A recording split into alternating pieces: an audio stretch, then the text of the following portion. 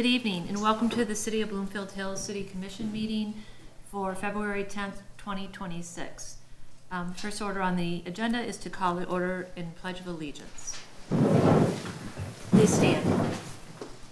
I pledge allegiance to the flag of the United States of America and to the republic for which it stands, one nation, under God, indivisible, with liberty and justice for all. Okay, second item on the agenda is the consent agenda. Does anybody have any questions?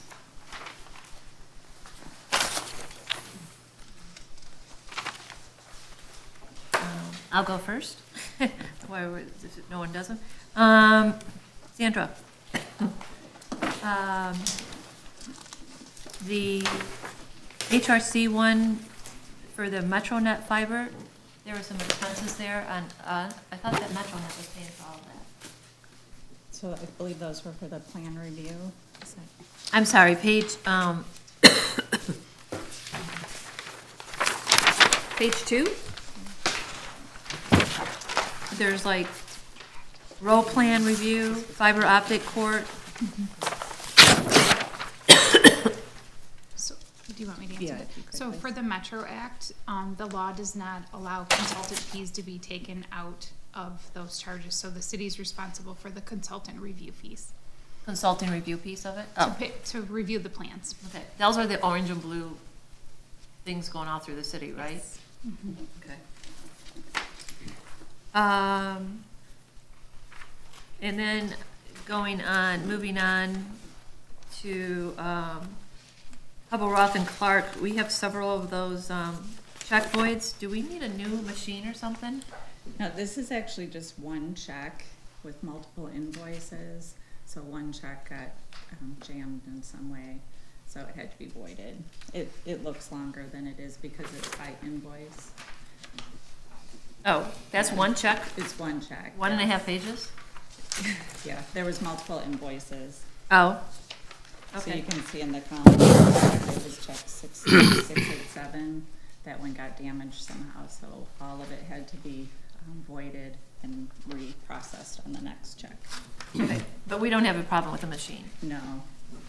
Okay. Next question is on the salt, Detroit page where we got, looks like 26,000 in salt. Do you know if that's above or, like, is that, I know we've had a really, really rough winter. Right, we're at about just over 1,000 tons that we purchased this year. And that's pretty high, but we've had some rough weather, so. Yeah, but it's more than before. It's about what we, I think, had last year at the end of the year, so we're running a little bit high, but. Okay. They do a great job with it. And then, just a question on the soil erosion with HRC again. A lot of them, is that the same house, different houses? There seem to be. Those would be different, all different properties. So HRC bills us separately for each property on a separate invoice, and so that's why they're all listed separate, and then it's paid on one check. Okay. Okay, that's all I have for Sandra. Chief, well done on the making the class 3 rating that you did with and it's only the 3% of not just public safety departments, but all fire departments across the nation, and makes us one of only 3 of the 31 true public safety departments in Michigan to achieve this rating. Yes, ma'am. Well done. The team effort, excellent agency and city support, ma'am. And then, do we go through this again, or 5 years. every 5 years? You have to do it. Okay. And question on the, by the way, I loved your write-up. It was very informative. We've had complaints with school buses stopping on Woodward? Yes, we've had an issue with it, but that part of the complaint is unfounded. We're trying to work with that HOA for a series of different traffic-related complaints and issues dating back probably 2.5 years that are kind of unresolved. So being somewhat of the new guy to it, I'm learning a little bit about the history. We're catching up, trying to work on some signage, trying to work with some school districts in regards to what their legalities are, turning the lights on the bus on a multi-lane roadway, be it yellow, be it red. There's a lot of different factors that go into it. We identified the school bus in the school bus system, and we're trying to work. We're waiting on some follow-up meetings with that HOA and maybe the school district. But at this time, there's no action to be taken. Okay. Can you tell us where on Woodward this is? It's multiple stops. I believe Trowbridge. I could get the specific details, but it's multiple stops up and Okay. down Woodward, going down to Corton, and tracking the buses and the different routes. The elementary school, the middle school, and the high school. So it's a lot. So. Oh, right. But no public safety. There's no public safety issue at this time that requires any kind of action. It's more convenience.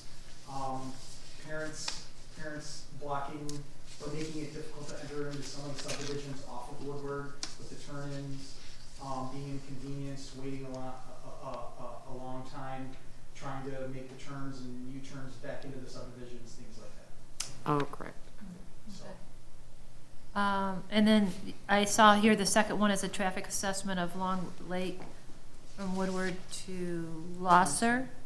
Yes, we have it, including with the traffic assessment that we did for Losser, in front of North Hill Schools, Woodwind, Pine Ridge. We added the Long Lake between Losser and Epping. We've gotten some data back from a traffic technology that we're teaming for future budget requests. That will be part of that complete package that goes along with North Hills for the Losser Road, the Woodwind, Pine Ridge, kind of as a package. I can give you a brief update on each of them now if that's what you were looking for. I noticed you guys were parked pretty close to Long Lake, and the problem isn't close to Long Lake. It's right after people go down that hill and they gain momentum, and where the old stop signs were. Were you at a later date? Were you doing the traffic assessment at those where the stop signs used to be, where the exit from the fields of the school is, and where Yes. the Pine Ridge Drive comes out? Yes, ma'am. Thank you very much. It's a little more complicated than that, but I could give an update if that's what you're looking for. But it is preliminary. It's not finished at this time. We're still waiting on Bloomfield Township and the school district administration to set a meeting to meet and them take an official position in something along that roadway in regards to the pedestrian school children. Would you ever give consideration to putting another stop sign on Losser Road going northbound? We're looking at all our options, sir. There's some future traffic control measures that are being considered at Oakland County, so there's a lot that goes into that. So we'll know something by the end of February is what you stated.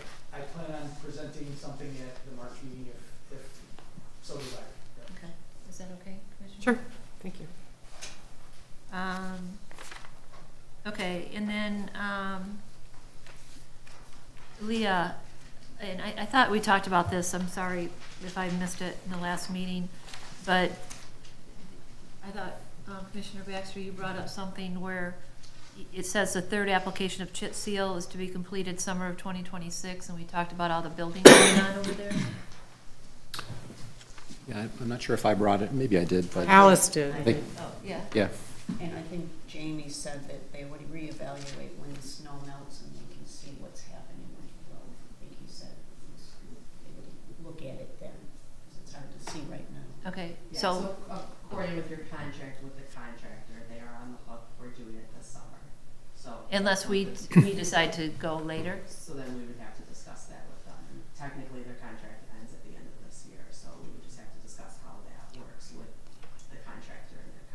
Did have a question about that. Did we pay the contractor in advance for that work, We or? have not paid them for this third application, but we do have a cost that they are held to complete that work this year. I was wondering if we might want to, excuse me, talk about that a little bit more, because it might be money better spent on some of the more long-term repair work instead of spending it all on chip seal, because the chip seal it's pretty thin application, and with the freeze-thaw cycles that we have here, it's really tough on it. But the repaired areas have really withstood the freeze-thaw cycles, much better. And I'm just wondering if we want to think about how we allocate the funds for, it might be better to spend the money on repairs versus just a whole new application of chip seal. Just a Yeah. suggestion to think about. Yeah, I agree. I guess the one little hurdle is we have to, the contractor, they want to be paid, so they want to be done with chip seal. That's the problem with the contract. To be yeah, honest so with we you. are, yeah. So we'd have to renegotiate the extension of that. But that's all, that's something we can do, but it's just. They couldn't convert doing the whole chip seal to doing repairs. Is there a different company that does the repairs? Yeah. Is that asphalt that Yes. it's repaired with? Yes, yeah, we use another company to do the asphalt. It's kind of, we would remove some areas of road and fill it with asphalt to shore up the road. But that's something we are talking about, and we're considering. There's actually a couple of areas in that subdivision that some new homes have just went up and the roads are just tore up. So we definitely have to do that. We're waiting for the snow to melt. We want to see how bad it looks. Just something to think Yeah. about, yeah. Absolutely. We're thinking of it. Thank you. Thank you. Last comment I have on the consent agenda is, does anybody have any questions on the minutes from the last meeting? Or changes or revisions? Amy, I would like to acknowledge that I thought these were very thorough. I thought you captured all of the comments, suggestions, important parts of it, so well Thank done. you. Thank you. Yes, thank you. Yeah, it was really well done. Does anybody else have any questions? Okay, if not, can I have a motion to approve the consent agenda? So moved. Second? Okay, all those in favor? Aye. Opposed? Okay, next item on the agenda is recognition of citizens in the audience. This is when individuals have comments that are limited to 3 minutes per person, and it's not with a agenda item. Is there anybody in the audience? Yes, sir, you need to just stand and state your name and your address, please. My name is Patrick Fenton, and I live at 151 Martell.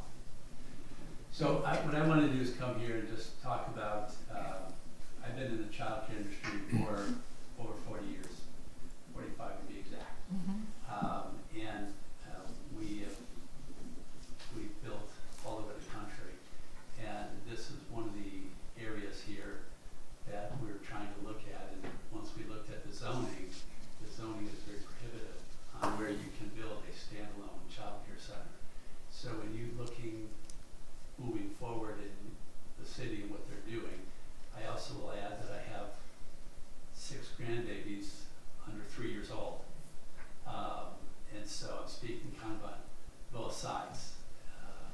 And would just like you to consider your zoning or look at your zoning on where you're putting, or where one could be allowed, because there really isn't any areas that we could put one in.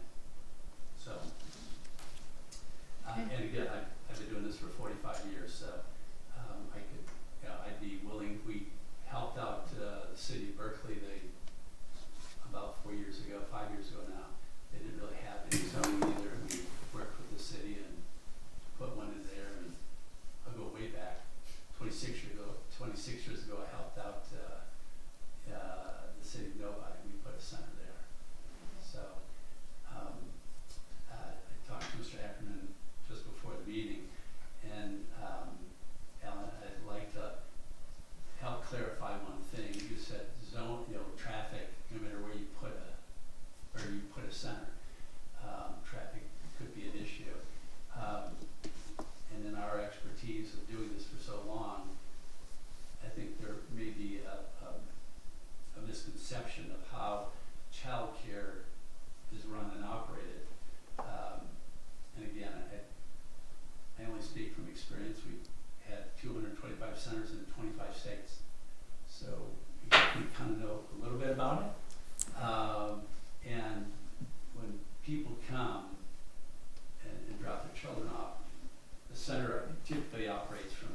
7 to 6. But when they drop their children off, you know, you may drop them off at 7, you may drop them off at 7:30 and 8. So it's not this onslaught of people coming and saying, you know, here's 100 children and we're coming all at 7 o'clock. Timing of that typically is from 7 to 9, and then picking up is from 3 to 6. So you gotta, when you look at the traffic studies and stuff, that traffic issue, if it is, I know it's a concern of yours, that gets spread over a long period of, you know, a 3-hour window. So just kind of wanted to bring that up. What kind of parking do you usually require? I'm sure it depends on the facility, but. You know, a center that's usually licensed for 100 and, let's say 125, you're gonna need about 45 to 50, which is, you don't really need that much if you look at the number of staff and that, but you need that for, you know, a holiday event or some kind Oh, of event right. like that. You typically only need about 30. Okay. And that will suffice. But when you have, you know, families and, you know, both mom and dad coming from work to an event, you know, and you have that many, you'll need more. What kind of properties do you look for? Are you looking for properties that are commercially viable neighborhoods, residential neighborhoods, office? Typically it's commercial. In some communities, they'll allow it in a residential zoning with a special land use. But typically, we look for something in a, you know, every municipality is different, whether it's commercial, whether it's, you know, business, office, you know, they're all a little bit different. But typically, we look for just a commercial, because 9 out of 10 times, that's where it's allowed. So, can I ask, do you have a need for this area? So, across the board, the simple answer, absolutely. If you look at the demographics at, say, Woodward and Long Lake here, within a 2-mile radius, you've got 2,000 children under 3 years old. It's a huge number. So there is a need here. And we can provide, I mean, anybody can, you know, we can provide this. Where are you located in Novi? We were until someone bought it out and tore it down, but we were right at 8 in Haggerty. Yeah, And there's a Flagstar Bank there now. right, by the church. Yeah, so we were there. But we're all over the state of Michigan. We're all over the state of Michigan. You have places in Macomb County too, or? 22 in Card and 26 in, it's 26 Monroe. Yes, And you're a resident of Bloomfield Hills, you said? 151 Martel. Yes. Is that Martel support? and- He's or on is the, that to he's on the Lowline? corner of, Right on the corner. Haverhill and Martell, right across from the big homes that were just built. Oh, okay. Kitty corner. Kitty corner to the big black one, which is Who's now a forest. Kaufman's purchase?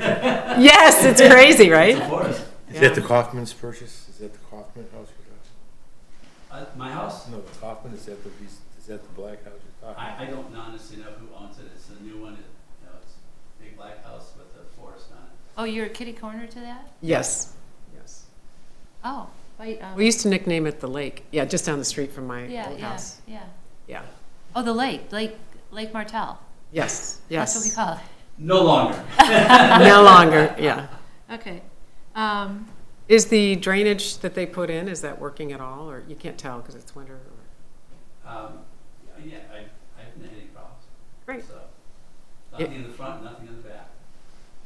Yeah. I do have a mile of 12-inch RCP around the house, so I think I'm safe. Yeah, you put in a lot of pillars. I Yes. got to Yeah, sleep we did. and not sleep through those. Yeah. It was very loud. Yeah. Well, thank you. Anybody else have any questions? I was just going to ask, is this a franchise, or are you just in your line of business, are you building them and then leasing them, or I'm just trying to get a feel for, We do a little bit of both. We were an operator for 40 years.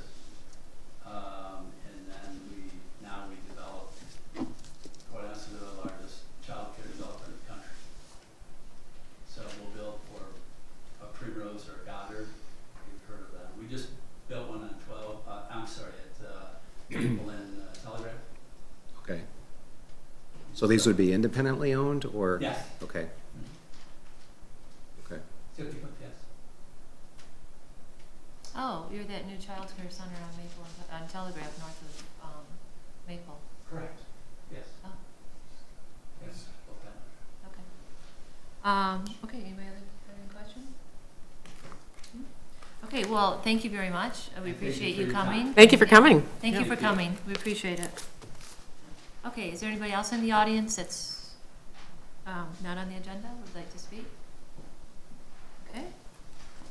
Next item on the agenda is the commission will consider the contract with Express Waste for residential waste services. Dave? Yes, Mayor, we worked with Express Waste for the last week and a half, I believe, the city attorney, Mark Roberts, and myself. We do have one of the representatives from Express Waste, Joe Munham, here. And it's a big package. I think we did a pretty thorough job. We provided to you. Hope you had a chance to review it, and we're hoping that you would approve the contract, or at least approve me to execute the contract once you're done with all your questions or any concerns you may have. And Joe's here to answer any questions you may have also. Mark, I just have a question with section 12D, be like in dog, the independent contractor paragraph. Am I reading it correctly, or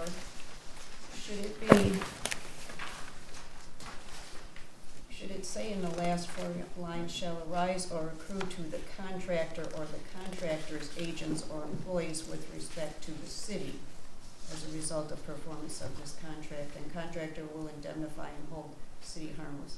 Should that be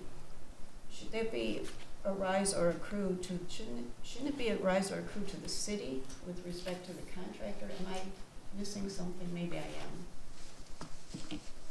Bear with me for a moment. Can you tell us again where you are in the Okay, packet? it's section 12, subpart D on page 9. Yeah.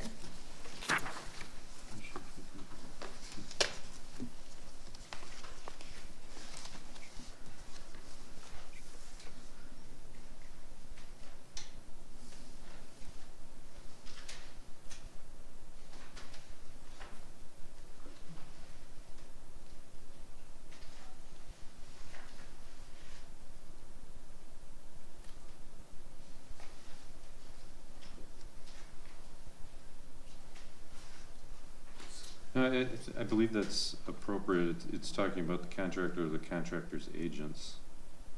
Check the city as So, but it's no liability or benefits such as workers' comp, pension, etc. But it's rights and liabilities, so I didn't, that's what was confusing to me. pension rights or life insurance. Contract.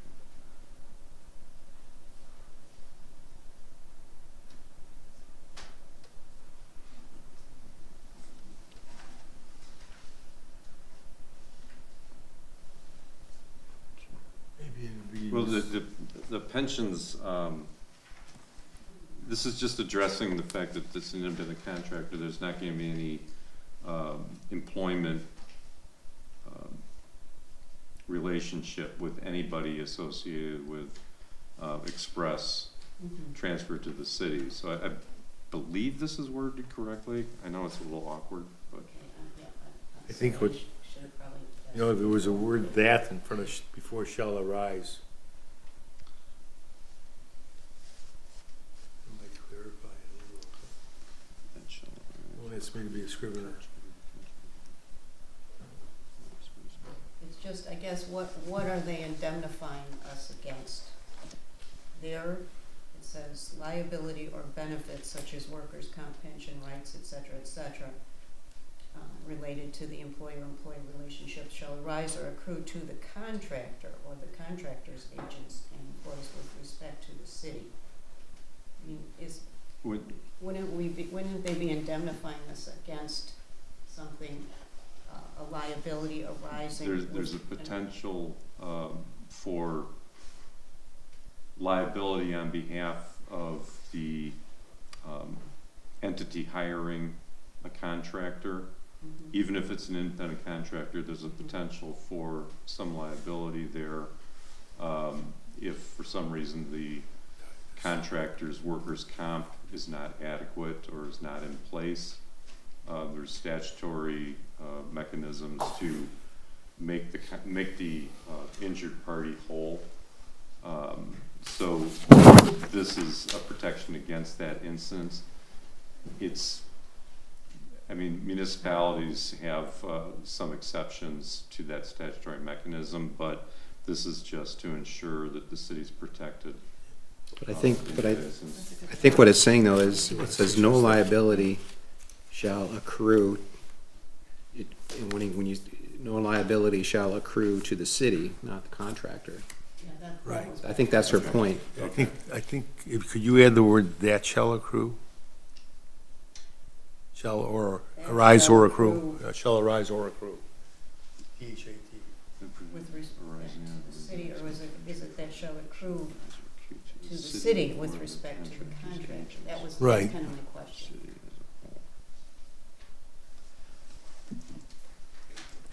To the city by the contractor. Shall accrue to the city. It won't be accrued by the city, though. It shall be accrued by the contractor. Let's read this.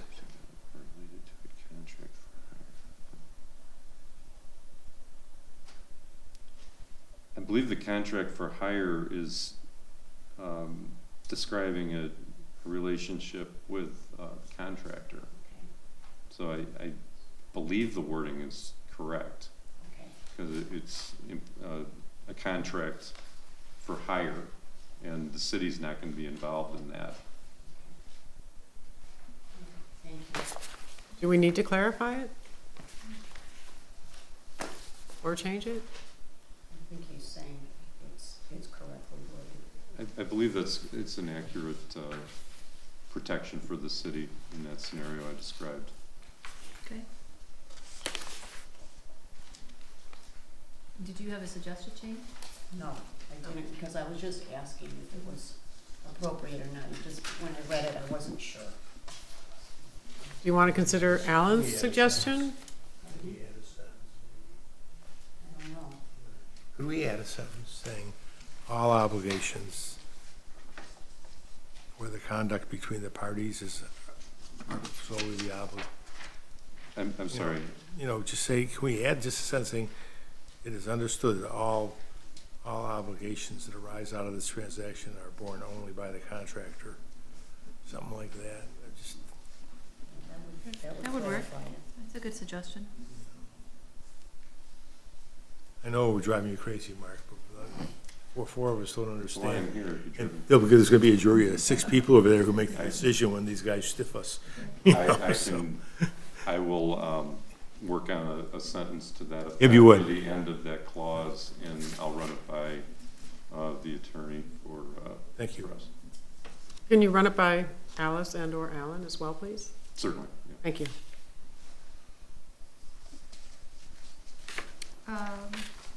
Did you do another one? No, that was all. Okay. Commissioner Fisher, did you have any? Yeah, we're going to quarterly billing, Joe? Instead of you can't pay in advance for the year, or how is that gonna work with? Did I misread that? There is a provision, I think, in the contract where I didn't see The that either. discount. I had the same question as Commissioner Fisher. Under page 2, item 3, terms and rates. I think that's what you're looking at, Yeah. right? Yeah, yeah. I looked at that too and had I the think same it's part of the question. RFP. Anything in the RFP. It's what I have in my RFP. It's part of the RFP, and whatever's in the RFP is encompassed in this contract. So it isn't, I looked but I didn't see it, like, I think our point is that it's not in the contract. It's not in The the contract. RFP is Right. not a legal guidance. Yeah, it is. The It's part of the contract. RFP is incorporated by reference contract. attached to the contract, so that's. Oh, okay. Yes. I know the design of the contract is, Express pays quarterly, and I believe the residents are given the option, or I'm sorry, the residents are given the option to pay Express either quarterly or annually. And do they get the 1 month free if they do annually? There is a, There was a discount? there's a discount, there's a pay in full discount, there's a senior discount, there's several. I saw the senior discount, but I didn't see the pay in full discount. I didn't either. I mean, that's what our residents are used to. Sure. If they pay once, they get, for the year, they get 1 month free. Yeah.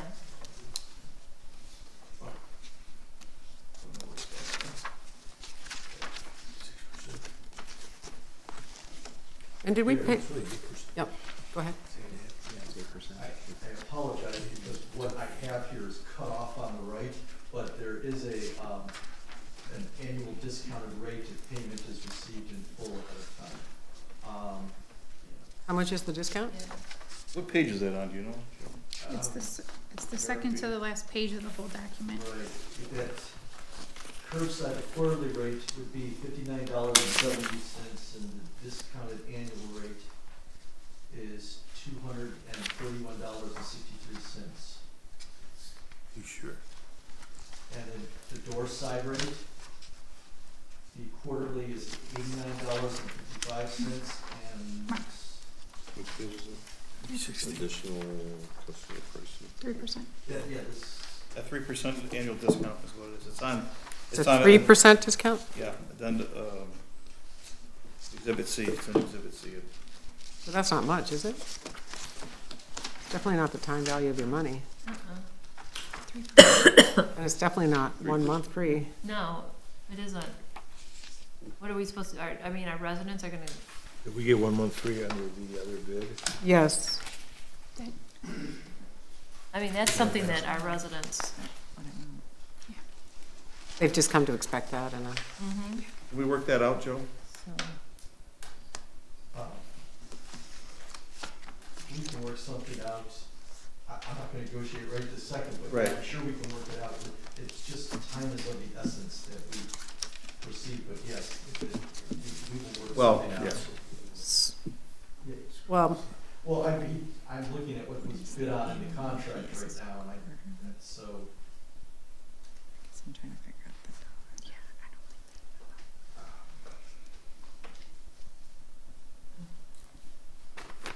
but I think, I'm just trying to look right now at the bid, just to make sure that we're good. Give me just a second here. Please.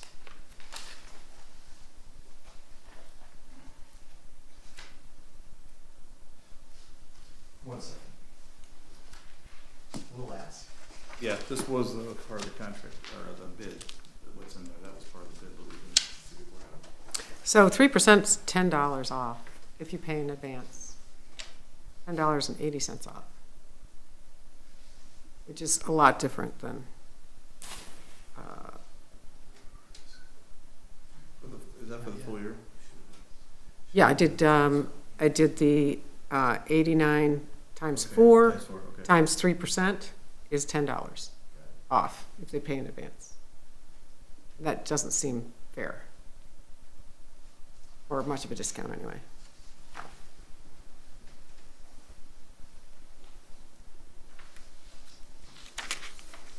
I'm inquiring as we speak. Yeah. well, I have another question on that too. I don't know if it's in here and I missed it, but while you're waiting for that is, are you gonna assess a credit card fee?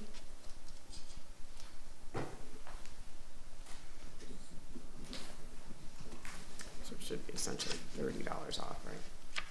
Yeah, I don't see the, that was, I don't remember that. I don't recall any, there's just a fee for, using credit cards. Well, I just wanna make sure that, I didn't see it in here, but I just don't want them to put it on a bill. Sure. While he's looking for that, Mark, I'm gonna go back in a minute to page 2, but I'm sorry. Commissioner Fisher, did you have? Oh, yes, just about the call line being sufficiently manned. I know there are 2 lines, there's 1 person answering the 2 lines, is that correct? And normal business hours. Amy, do you think that is sufficient, the call line? I can speak to that. Great. Yes. For the size of your community, that should be a sufficient number. If we were to discover that we were receiving a call, that there are other individuals working there, and there can be a rollover. If we were to get multiple calls, they would go, but typically there would be 2 dedicated. Okay. So if by some chance you had 3 or 4 calling simultaneously, that would roll over. Great, to other people, okay. These are questions and Thank be you. prepared to answer. And residents are expected to pay extra for bulk items. Was that standard before?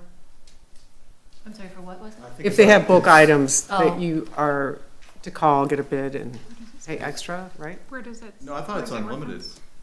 Or is that, did I read that wrong? It's unlimited. Oh. Okay, Yeah. great, Yeah. I misread that.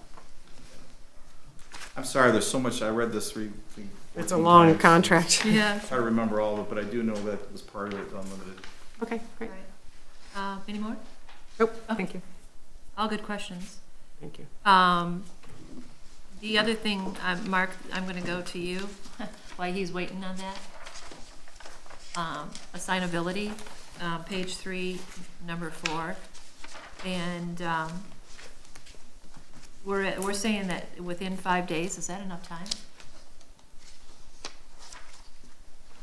I'm sorry, on page 3, Item 4, assignability. So if they sublet or they contract out, they have to let the city know within 5 days, 5 business days. oh, Second paragraph, this final sentence. I was looking at the contract. Okay.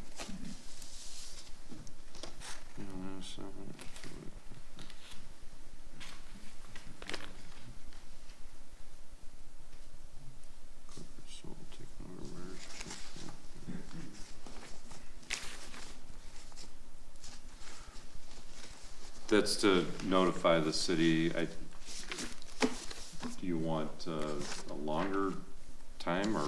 I'm asking, that, you don't understand assignability, if I say this wrong, let me know, because I'm not an attorney, but it's if they sublet or subcontract out any or part of their, what they do, they only have to give you 5 days' notice to do that.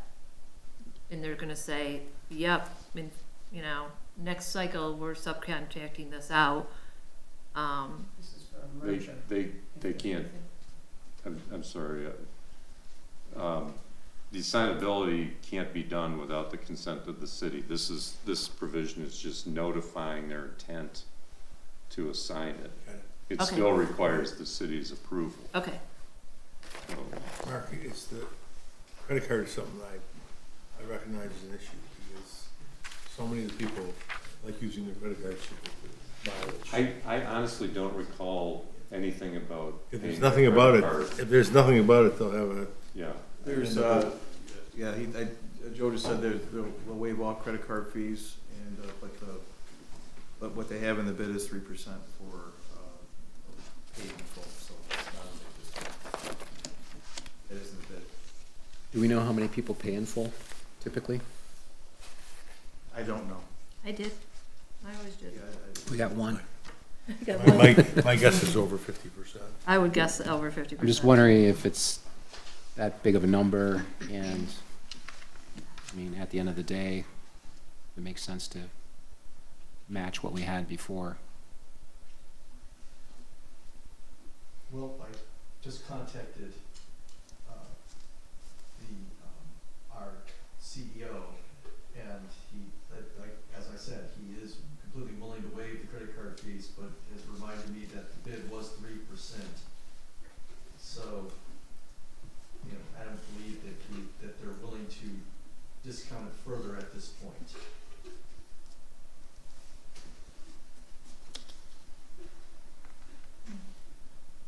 The only thing I can say is that the door side, and some of the costs of the door side are less.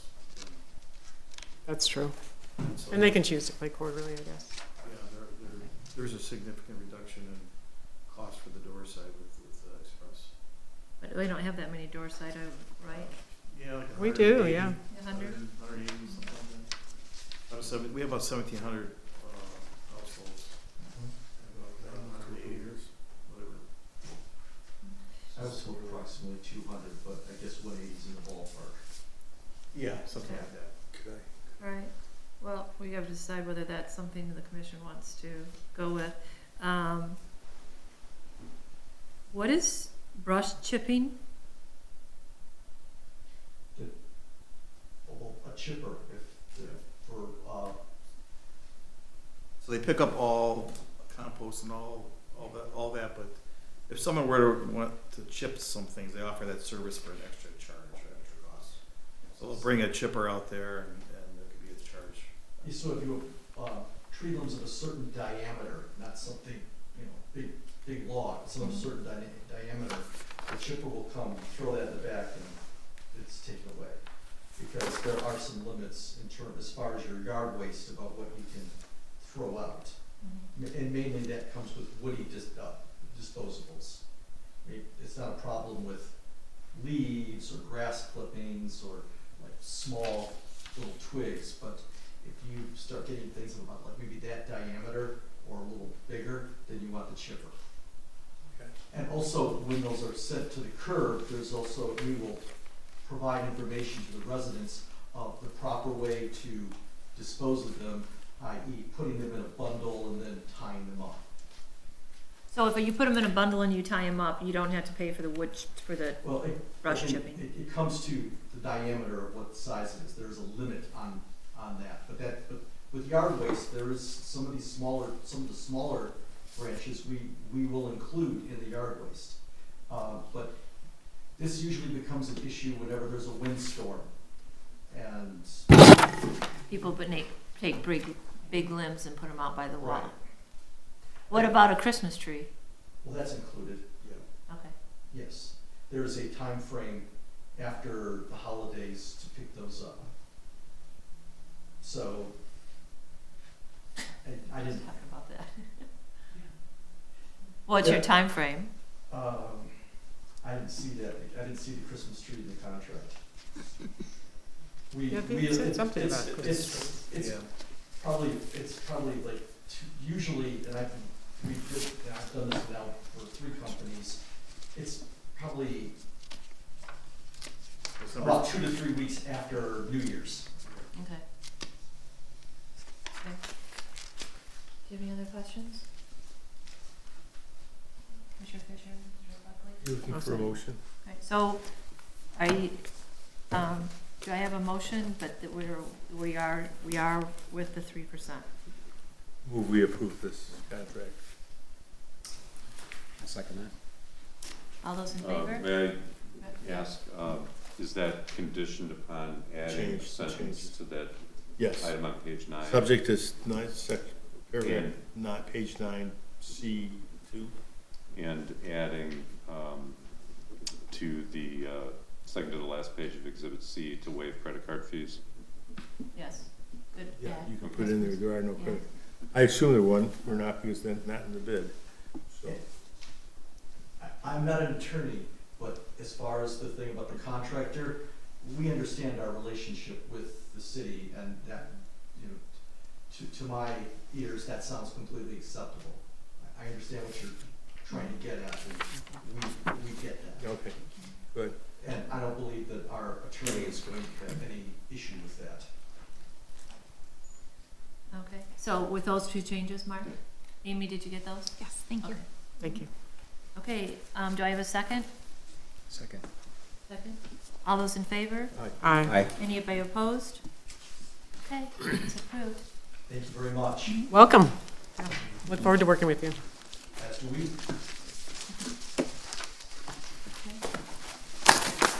Okay, next item on the agenda is the commission will consider the completion of the 2026 goal of updating the ordinance revision policy.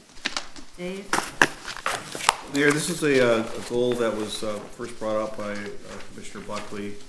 I think we captured the intent of it, and really, we had an ordinance revision and creation policy in place since I think March of 2024, and essentially all this does is add the addition of, before any revisions occur, that the item will be brought, any revisions or creations of ordinances, the item will be brought to the City Commission first for your consideration, to make sure the City Commission has the ability or the opportunity to assign, first of all, agree that the revision or create a new creation of a policy should occur, and if you agree, then you would assign that to the proper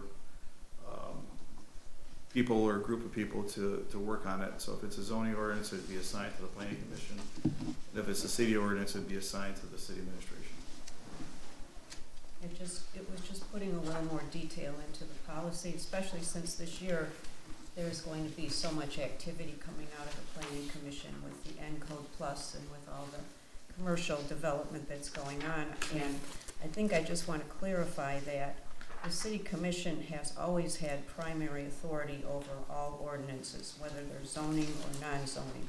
It's written in the city charter, says city charter, city commission, plan of government commission. This commission constitutes the legislative and governing body, serves as the city's legislative and policy-making body, and the city commission's primary responsibilities include adopting city ordinances.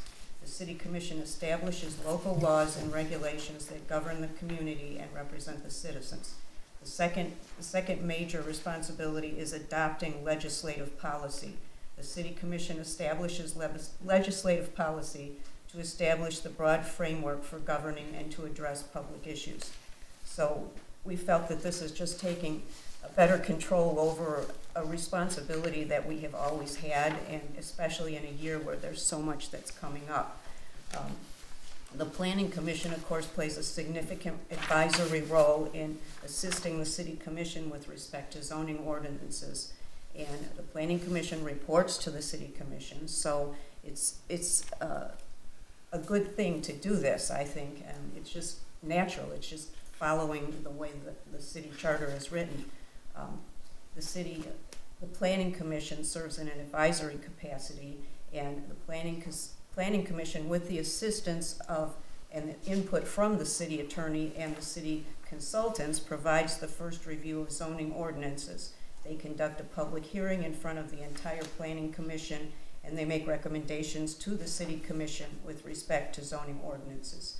And again, it carries a lot of weight, the zoning. I'm not in any way saying that the Planning Commission is not a very important body. They are very important in putting together the ordinances, but we have to understand that we have primary authority for this, and we need to control it. We need to be responsible for it, and we need to make sure that when we get an ordinance, a zoning ordinance, for consideration from the Planning Commission, that it has all of the necessary input, most importantly from the city attorney as well, because the city attorney is looking after the legal interests of the city. And so that's what I'm, basically why I put this together, why we worked to put this together. It's not giving Dave any more control over anything. Dave and Amy are acting as the gatekeepers for the City Commission to enable us to better control these ordinances and to track them. I mean, we can't have them languishing in subcommittees for over a year this year. It's just too important that things move along.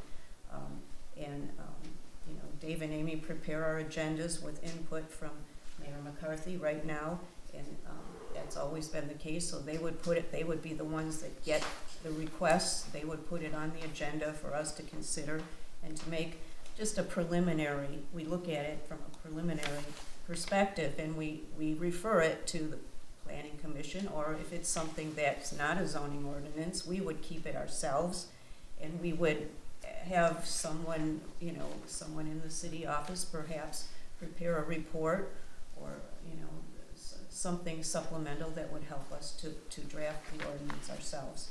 So that's basically my explanation. I would like to make a statement for the record, if I may. Statement for record, Lauren Fisher, City Commissioner. I'd like to make a formal record regarding the process by which our city's ordinance are proposed, reviewed, revised, and ultimately adopted. Historically, in city revisions to ordinances, they've been originated with the Planning Commission subcommittee, which is appointed by the Planning Commission chairman, composed of appointed resident experts. These revisions were then reviewed for legal sufficiency by our city attorney, followed by deliberation and vote by the elected city commission. The first thing you said is the city commission's job is to adopt ordinances. It's not to create them. Just, may I finish?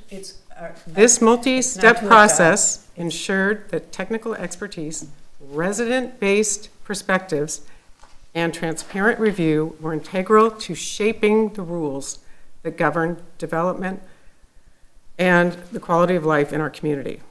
Recent proposed changes that you're suggesting would instead vest initial control of ordinance drafting and analysis with city staff under direction of the city manager, subject only to subsequent city commission approval.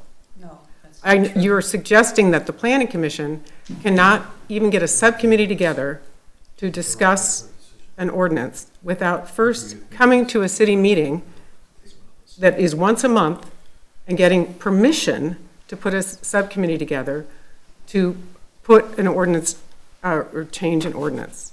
I'm concerned that this shift would bypass the institutional role of the Planning Commission and diminish meaningful resident expertise in ordinance development, which is a departure from both long-standing local practice and common practice in other Michigan and Illinois cities. I had it compared. Lake Forest, Birmingham, Troy, all these other, they all do it the way we do it.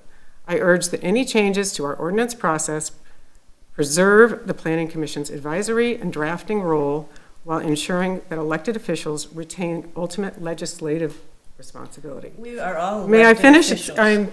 I agree. I am not That's the saying city commission. the city commission should absolutely approve. I am saying that the drafting and the initiation We are the should come. legislative governing body. of I the agree. city. I am not disagreeing with that. Hit the gavel. I am saying that the planning commission, not the city staff, should be reviewing and recommending ordinance changes. This integrates public hearings, resident expertise, with open meeting acts, with the subcommittee meetings, provides structured input before final legislative action by officials. That is peer-cited in all of these other cities. Staff support is universally important, but staff does not replace advisory and recommendation function of a resident planning board. Well, we're not. I'm not done. Oh, you're not done. I'd like to preserve independent resident-led review. Expert residents appointed to the Planning Commission bring diverse perspectives on housing, development, design, community character, and legal precedent. I personally want people who live in the city to develop and change and put together the ordinances. And I want it to be approved by the city commission.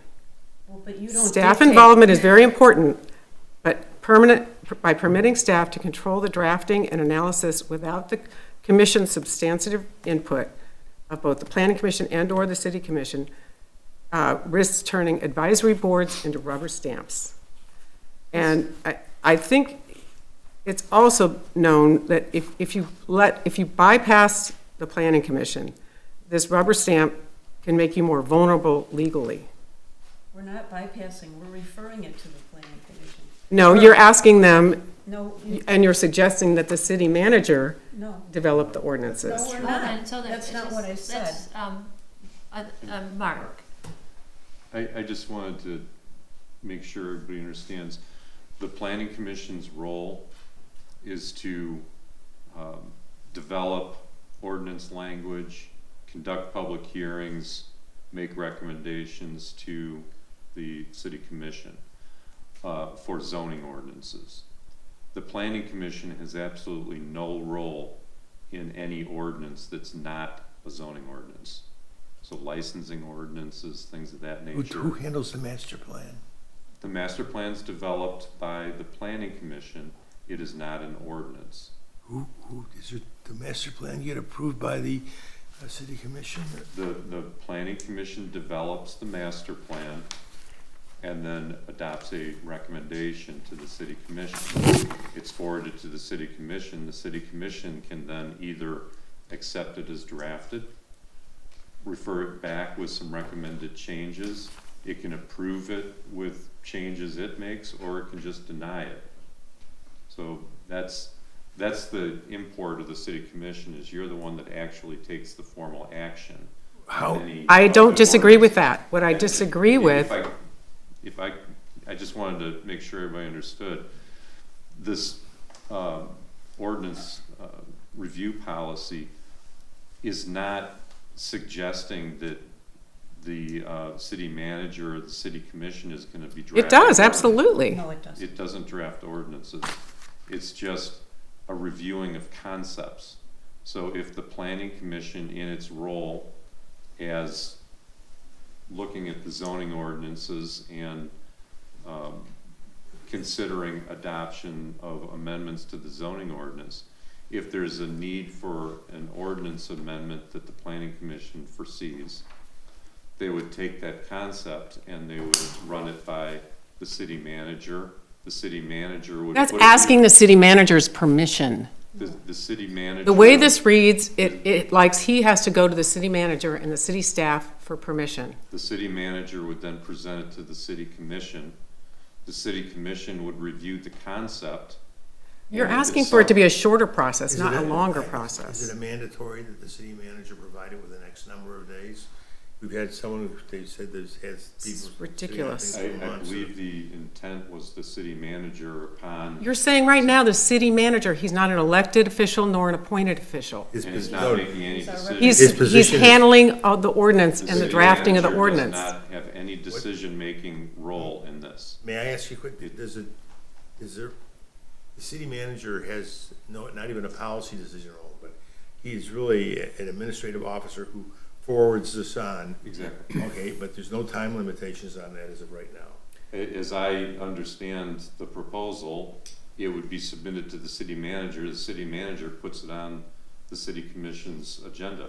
There's no. So then you have to wait a whole nother month before you can even get a subcommittee to even start the process. You're slowing it down. And you're asking, he has to ask permission to get on the agenda. Maybe not. The planning commission meets first. The week before, right? No, today. The afternoon before. Yeah. So what you would do is you have that written, so they'll give whatever they approve to the city manager today, and the city manager will give it up to us today, and he doesn't control over changing it or anything like that. I believe, I don't think that's spelled out. It reads like he can change the ordinance. That is what I it's. don't think it's spelled out precisely in the ordinance, but the intent is the city manager is just the conduit to relay the information to the city council. Somebody has to take information and put it on an agenda. That's all this is. And the city, it doesn't have to. You can do it in one. The city council of all of our neighboring ones, they have the city council approve. It is. Can you do it in one day? Universal in Michigan and Illinois. Okay, how about, I asked. Hold on. Let's look at this.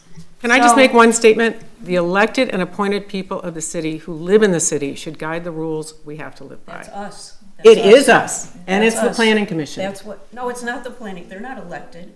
They are appointed by the elected people. We are. And they live under in the city. charter, we are primarily responsible Who live for in the all- city. Our staff It doesn't doesn't live say in the anything. Let's city. hear from Commissioner Baxter.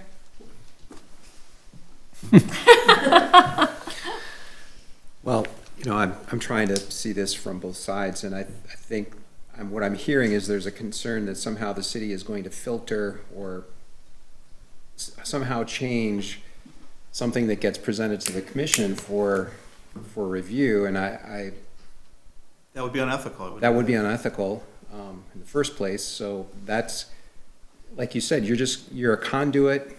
You're preparing the information so that we have a view onto this stuff before you know, it languishes for many, many months, and then we're better informed. We understand what's being considered. I don't see this at all as how it's being described right now. I mean, I just see this as information that we get up front that we haven't had before. It doesn't change anything about the way It absolutely changes it. Well, I'm trying to look, I'm really trying to understand how it changes. Where exactly? Planning Commission should serve as a primary ordinance review and ordinance shaping body.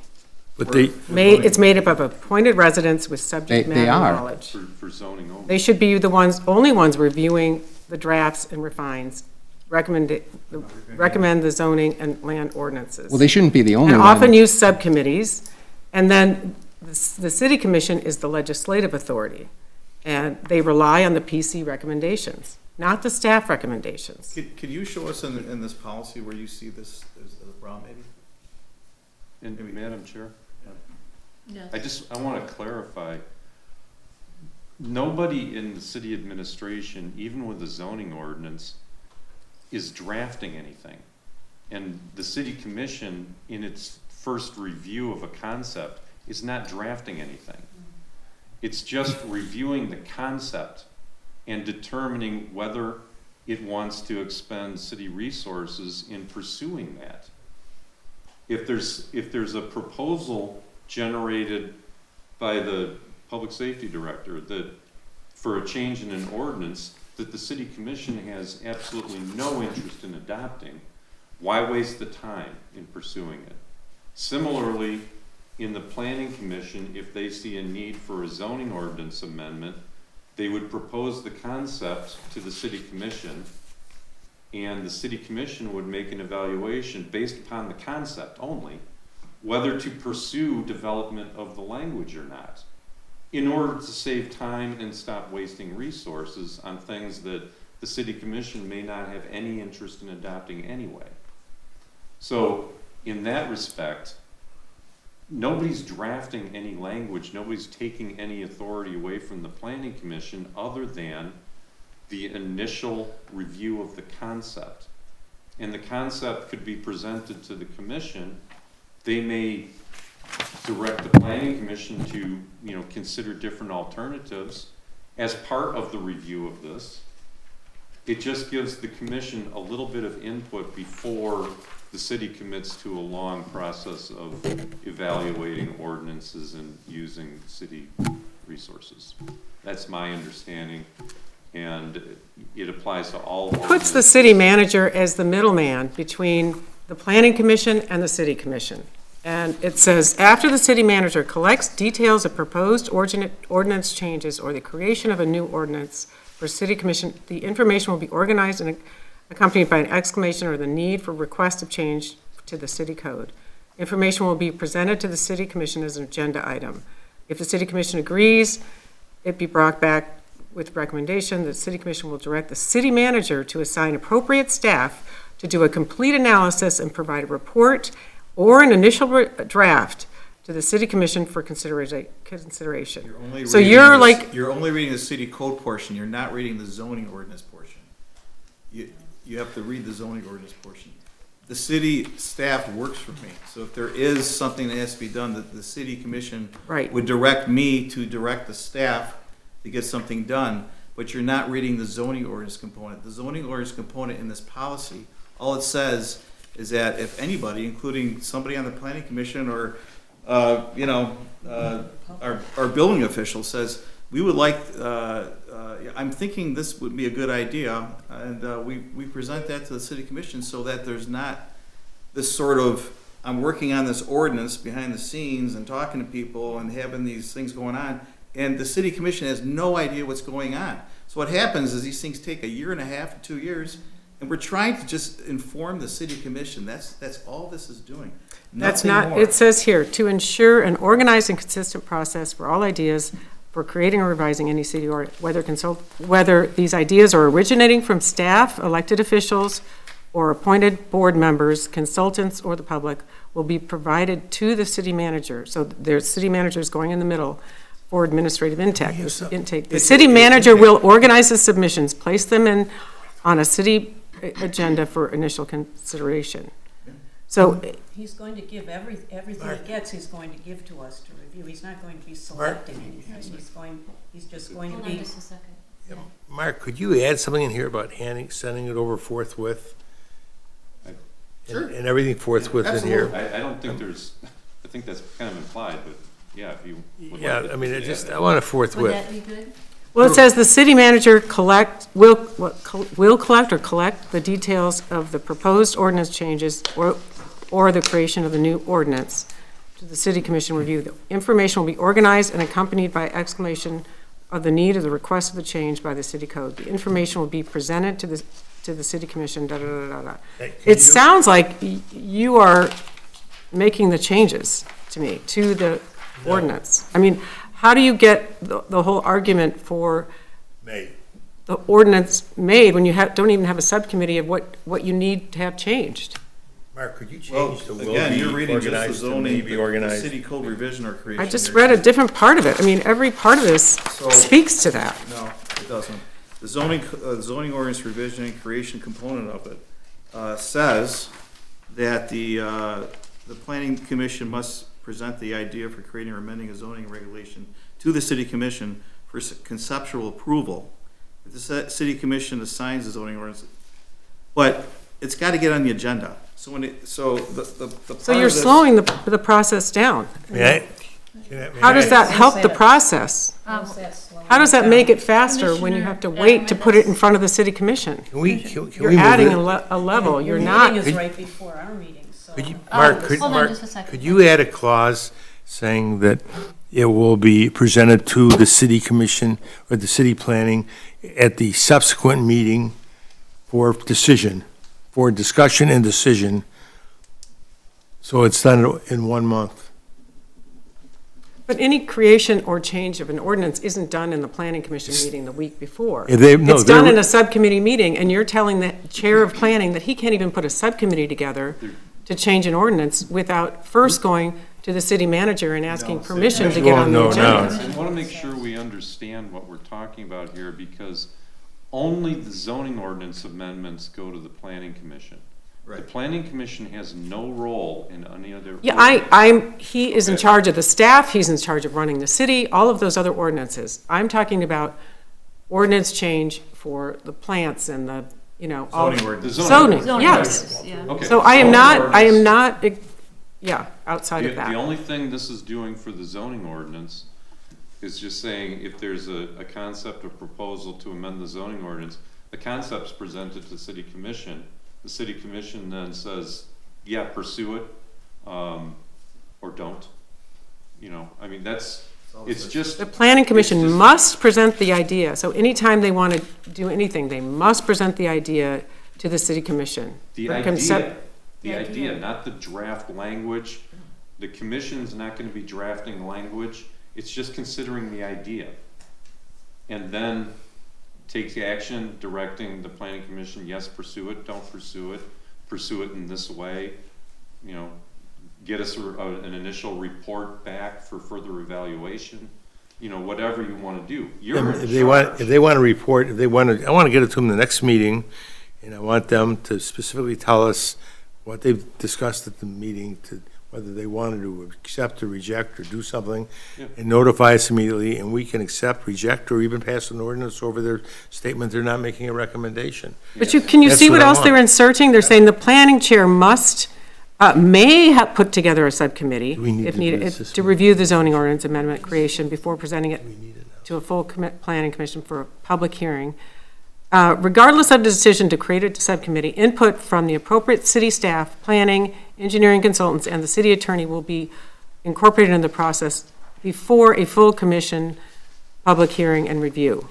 This extra step will ensure inclusive and no, you cut that out, okay. See, we're not going to have. City attorney will ensure the ordinance revision or creation is legally defensible. That's what we've always done. That's not different. Let me ask this question to everybody, because I'm more simple-minded. How do we Commissioner Fisher, are you okay if, and we'll use a real-life example like that we had today at an open meeting.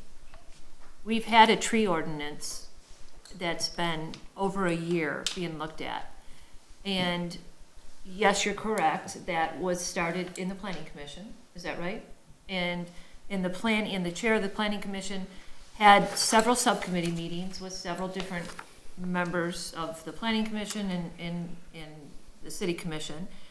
But there are people, and I think we all, except for Alan, we're all kind of knowing about this, but it was sitting out there forever, kind of lingering. When I was looking at this, can you agree that maybe if you could get the language right, that all we're doing here is saying that tree ordinance started in the planning commission. All that would do now is the chair of the planning commission would come to Dave and say, we need to make a change in this ordinance. We need to take a look at this. Dave takes it, he puts it on the agenda, Amy puts it on the agenda, and the city commission, we know about it now, right? Dave said they want to do a change, and we say, okay, yes, go ahead and look at it. Dave takes it, he goes back to the city planner, or the chairman of the planning commission, and says, yep, city commission. You're adding that step. We're adding the step of, but so many of us on the commission already knew about the tree ordinance a year ago. I didn't. Well, it didn't get slower because you didn't know about it. No, but I should have. It got slower because people along the way, the planning commission put it together, and then he asked Brad, and Brad made his changes with Dave, and then that asked for trees be 8 feet apart, which is the opposite of when you're trying to screen something, a minimum of 8 feet apart. So that blew up the whole ordinance, and it made it difficult for us to get our arms back around what that ordinance said. And then the lawyer came in, and instead of shall, he put must. So different people have been giving their opinion and adding to what they think should be in the ordinance. It wasn't slowed down because of the planning commission, it was slowed down because different people were asked for their opinion about the ordinance. And that part of any ordinance creation is not going to change with this. It's going to be longer because you're going to be asking the commission first for permission. And the commission should absolutely be approving any ordinance change. Well, Commissioner Fisher, I just want to jump in. I think we're mixing up some of the ordinances. I mean, the tree ordinance has nothing to do with the spacing of the trees. And you're right. The planting and you're right. A lot of the delays were just a lot of different things happened. Dirk retired. It kind of got hung up there for a while.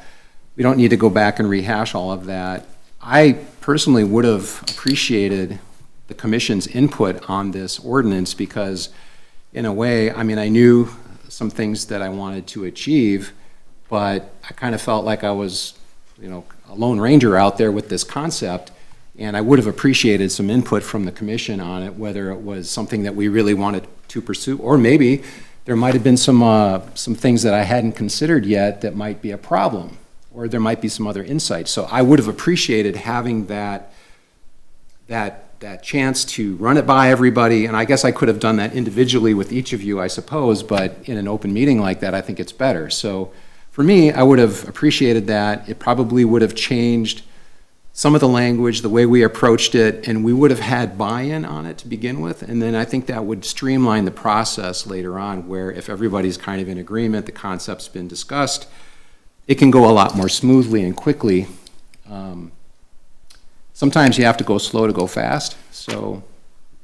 Let's ask this. I agree with, I'm sorry, were you not done? So you go a little bit slower in the beginning, you get things figured out, and then you can go fast and get things accomplished more quickly. Is this something where if they change some of the wording of the city managers just, and I'm not going to use a legal word here because I'm not a lawyer, but the city manager is just. You can put city administration. City administration. Instead of city No, manager, just say, put city administration will. don't worry about it. I mean, the person, whoever it is, whatever it is, the person's the letter carrier. You're delivering it from the planning commission to the Yes. council, that's all. Yes. A possible solution, if the hangup is only on the planning commission input to the city commission, there's members of the city commission that sit on the planning commission. If there's a concept, one of them could bring it directly to the city commission Oh, that's a good idea. What are you Do that. suggesting? Can we sit up? If We still have to The put on the, policy- still have to put on the agenda, that's the the, problem. the policy would be the same. The policy would require the city commission to review the concept before further development occurs. And then, instead of the city manager per se, the city commission, liaison from the planning commission could go to the clerk and they have that put on the agenda. I mean, if that's the hang up, I don't, We could do that. We could have Amy do it instead of me, absolutely, she's gonna do it anyway. That solves this. Would that? I just think the planning commission traditionally leads ordinance refinement, and I just want to make sure that the staff does not control the ordinance changes. You're not gonna, I don't think this is gonna control it. Let's. You know, Doesn't the planning commission still lead the, I mean, they're still leading this, they're still providing the suggestions, they're on the It has to front. go to a public hearing at the planning Right, commission. for Yeah. it to so get- I don't think it changes any of that. Well, I just don't want any changes to ordinances being made by people who don't live in the city. We don't have that authority. The staff does not have that authority. Well, does. it gives you the authority to, you know, to handle the ordinance. I mean, handling it, but it's. And you're just- talking to Encode, and you're As- changing, as asking a- if you can change ordinances and get advice from them as well, and I just, As our agent, they're acting as our agent for the city commission. We, the five of us, we have all the responsibility regarding ordinances. we have the responsibility, but I haven't heard the transparent report on the changes that you're making with Encode, or any report that you said you were gonna give us with Because I all haven't your, done anything. your I said if confirmation. I would have done it and spent money, I would have reported it, but I haven't spent a penny on it. Yeah, Amy? If I can just offer, I think what I'm hearing, and I think everyone has said it that has spoken, this is a matter of administrative task. This is taking a concept and using a Word document and putting it on an agenda and making a copy and putting it in the city commission packet. It is a task. No one is changing anything that is given to us. We wouldn't have any interest. We take an oath, as you take an oath, to be ethical and to do our job. I'm not doubting that you're ethical, you're So- very ethical, I'm not doubting that. I just don't want to take the planning commission's role away from them. I want them to be leading the changes that are made, and we have instilled our trust in them. They have the real estate knowledge. They hear all the residents' requests, you know, week in or month in, month out. And I just think they should be in charge of the ordinance review. I don't We think want- the city staff should be in charge of the ordinance We're review. not in charge of the We're ordinance not. review. No. And we want everyone to work within their role as well. That's why the policy is establishing that.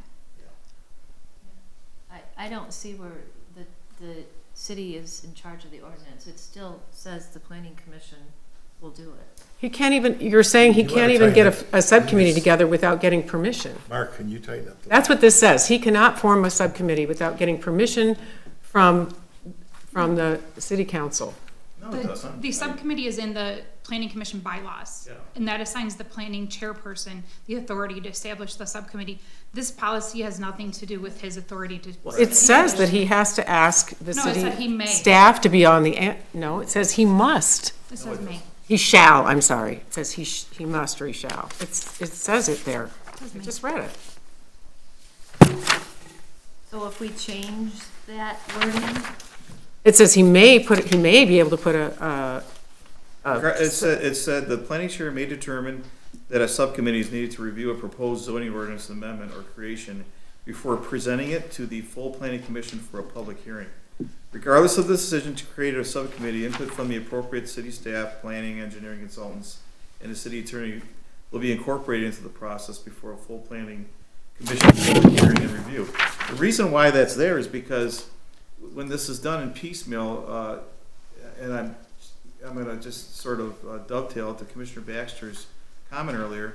If this is done in piecemeal fashion, and maybe city attorney wasn't involved this time, but he has to be involved because it's a Oh, he's regulation. always involved Well, let me with fin- every Please let me ordinance. finish. Come on. Please let me finish. And if the planners aren't involved in a certain zoning ordinance that they have direct involvement in.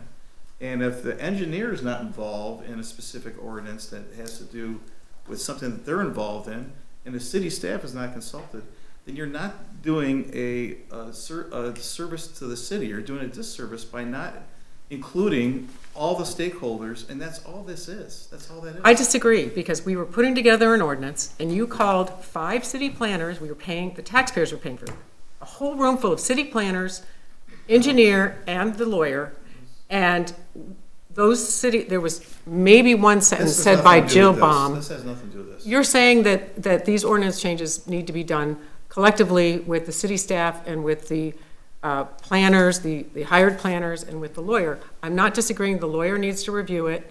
They don't have to be at a subcommittee, if that's what you're saying. But they should have the opportunity. You're just to telling me look that at they it. need to be a And part of the ordinance change, and yes, they should I be- disagree. they She should did be- not, in that entire room, we really tried so hard to get the ordinance hammered out Okay. in that room, So, and just they to clarify, contributed they don't have- nothing they in don't that have meeting. to be in a subcommittee. They You just, but they said should be you considered. said they should be. No, I didn't. No, that's not what this says. This says you can have a subcommittee. You can have anybody you want as a subcommittee. But you probably should make sure that the people, the stakeholders that have to make sure that whoever's gonna read this ordinance in the future, that they understand the expectations and they have some comment. As Commissioner Baxter said before. We can email it to he- them and ask their opinion. I mean, Well, yeah, I mean, We there's don't different need- ways to do that. I'm not saying that they have to be in a subcommittee. That's not but you're what this saying says. we need their approval, we need their input. No, And it doesn't say approval. You're using words that aren't, it's input, yes, but not approval. As a city commissioner responsible for the zoning ordinances, the ultimate enactment of them, I want as much information as possible. I want to make an informed decision. I don't want it to be just coming from a subcommittee. I want the full planning commission's input. I want all of the planners, all of the consultants that we have to have some input. If they have some information, we should know about that. It shouldn't be withheld from us. nothing And- is withheld from you. Well, if you May- don't may- get their input, we don't have it. May I ask a question? If, when the planning commission sends us their proposal for zoning ordinance, if we want to enact the zoning ordinance, does it go to public hearing at a separate point in time? If it, Oh, sure, they're open meetings, and no. Does it go to public hearing? Does that Yes. go, Mark? The process, the planning commission develops the proposed ordinance language. It then is required to hold a public hearing on that proposed language. Following that public hearing, it makes the recommendation to the city commission. And if we want to change that language, do we do it with another public hearing, or we can just change it as we see When fit? it comes to the city commission, you are the author of the legislation. So you'll receive the proposed ordinance language, you'll receive the recommendation from the planning commission, you should receive the full record of the public hearing, and if there's something in there that you think, if you review the ordinance, say, yeah, this is appropriate, you approve it. If you see something in the language that you think should be another way, you have the authority to change that language and approve it then. Okay. You also have the authority, if you see something that doesn't seem quite right, Reject it but all. you're not sure how to proceed with it, you can refer it back to the planning commission for further consideration on those points. Or I can put a table it on, right here, if I would want to. Well, you could table it if there's further discussion among the commission. But I think if, under that scenario, I think you would want it to go back to the planning commission for further evaluation, maybe. And not Or you vote could on it. just reject the whole thing because you're not interested in doing it. Commissioner Fisher, is there any change that we could make to this that would get you more comfortable? maybe if we stated that city staff or city manager does not originate, draft, or control any ordinance language without PC approval and involvement. Why would PC approval be necessary? Yeah. I don't know why planning commission approval would need. I agree with everything you just said, Because, except for. because, them for approving it. instance, I mean, I think the planning commission should be aware of any ordinance changes or anything that's happening with the ordinances that are in their purview. The staff should not originate, draft, or control ordinance language without the planning commission's involvement. Well, I would like that statement to be stated in this, and then I'll be more comfortable with it. if I could just clarify everything a little bit more. You know, the planning commission can get ideas from outside the planning commission on what. Sure. Like, for instance, somebody speaking at a city commission meeting might raise an interest in a new potential use. It would be totally appropriate for the city commission to adopt a motion to refer this matter for further study by the planning commission. That's totally appropriate. That's Not what I'm asking everything- for, PC involvement, planning commission involvement. That's what I'm asking for. What I'm suggesting is the planning commission doesn't need to originate all the ideas. All the ideas go to the planning commission for zoning ordinance amendment. The planning commission, nothing has changed about the role of the planning commission in considering and developing zoning ordinance amendments, conducting the public hearing, and sending it up with a recommendation to the city commission. That's not changed. This Well, is- then, do you want it to read, the staff or the city manager does not draft or control ordinance language without planning commission involvement? I don't think it says that they do. I mean, I'd we like can- it to say that they do not. Okay, is everybody, That doesn't include the attorney, right? Because if this guy doesn't draft it, we're gonna have a big mess out of hands. We're gonna have hour meetings to redraft what the. No, nothing changes with regard to the attorney He approving. doesn't want him to be considered staff. I don't want them to approve it, I want him to prepare it, because he's the scrivener. Well, the planning commission should get independent legal advice from the city attorney regarding the ordinances, of course. Can you add that language on, please? Commissioner Baxter? Well, it's just stating something that's already very well implied. I mean, it's not, I mean. If that's it's not- implied, then why That's can't not we his be- role. That's not his role. His role is not to, but that doesn't, we shouldn't say that Dave can't have an idea. I didn't say that. I changed it. I said that the staff does not draft or control ordinance language without planning commission involvement. I don't think that. I don't happens want any of our today. ordinances. That doesn't happen today, so why? I mean, there could, and so, I think Mark made a distinction earlier about drafting. We don't draft ordinances. Have I given them ideas before? Yes. Have I presented to them? Yes. And then they can review it and take it to subcommittees and hold public hearings and eventually get to the, but, you know, I don't typically, we You will have, though. I mean, We, yeah, we, That you is- brought back, we would, you know, I would, there are ideas that we would have with the zoning ordinance that we would ask the city commission if it's okay for us to bring this to the planning commission for review. That is something I I want it in absolutely writing would. that you will not make any changes without the planning commission's involvement. Could I? Hold on just a second, Amy? I'll defer to Mark first and then I'll Okay. comment. Thank you. I just wanted to point out, the planning commission is required to have a public hearing on the language that's going to the city commission. So the planning commission has the last say on anything that's gonna appear in front of you, and with their recommendation and comments.